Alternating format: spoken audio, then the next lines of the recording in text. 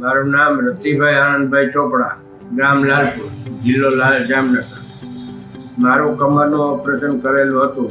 તે દુખાવો તોય છતાં મટ્યો નહોતો. આ માય કેરમાં આવવાથી મને બહુ ખૂબ સારું થઈ ગયેલું છે.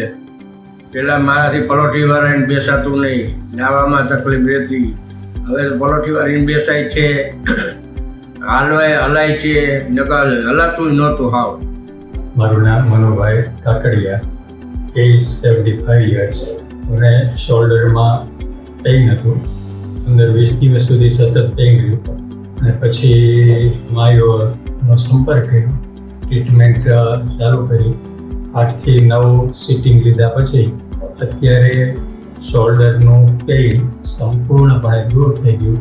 ખરેખર માયોનું ટ્રીટમેન્ટ મને ફળદાયી નીવડ્યું અને કોઈ પણ પ્રકારના ઓપરેશન, બીજી ટ્રીટમેન્ટ, ઓર્થોપેડિક કે કોઈ પાસે જવાની જરૂર ન રહી અને એકદમ સરસ રીતે શોલ્ડરનું પેઇન દૂર કરી દેવામાં આવ્યું.